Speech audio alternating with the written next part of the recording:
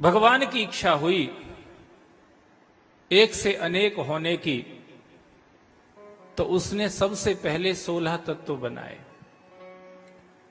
पंच महाभूत, 5 ज्ञानेंद्रियां, 5 कर्मेंद्रियां, 5 ज्ञानेंद्रियां, 5 उसकी तन्मात्राएं और 1 मन, ये 16 तत्व बनाए महाराज, भगवान ने बनाए।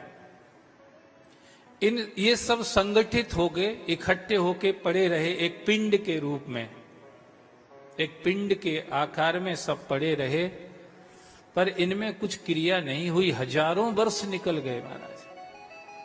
भगवान ने सोचा इसमें तो कुछ हो ही नहीं रहा है, फिर क्या करें। तब भगवान ने ही इस पिंड में प्रवेश किया। इसी पिंड को ब्रह्मांड कहते हैं। क्या कहते हैं?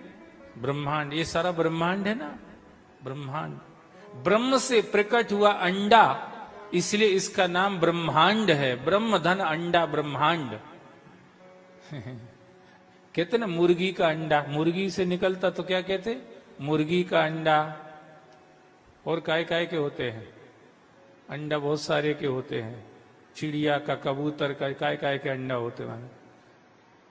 ऐसे डंडा भी होते, आम का डंडा नहीं, बबूल का डंडा नहीं, बोर का डंडा नहीं, पीपल का डंडा, ऐसे डंडा भी सब होते नहीं, अंडा भी सब होते हैं। ये भी अंडा है, ये संसार जिसको हम देख रहे हैं, पर इसका नाम जैसे मुर्गी का अंडा, ऐसे वो मुर्गी से आया इसलिए मुर्गी का अंडा, ये ब्रह्म से आया इसलिए ब्रह्म का अंडा, इसको ब्रह्मांड बोलते हैं। क्या है? ब्रह्मांड। ब्रह्मांड, अंडे में से ही बच्चा निकलता है, ऐसे इसी ब्रह्मांड में से सब कुछ बन रहा है।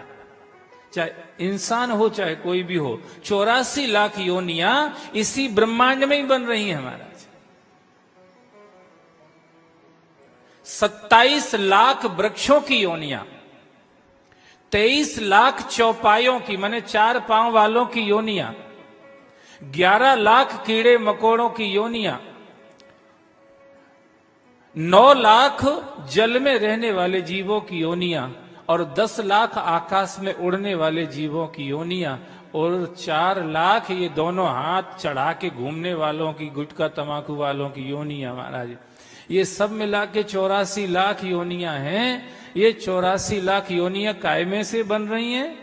जैसे वो पूरा पक्षी, चाहे उसकी चोंच बने, चाहे उसके पंखे बने, चाहे उसके पांव बने, चाहे कुछ भी बने, XYZ, उस पूरे शरीर में अंडे में से ही बनता है। ऐसे इस संसार में जो कुछ भी बन रहा है वह सब इस ब्रह्मांड में से ही बन रहा है।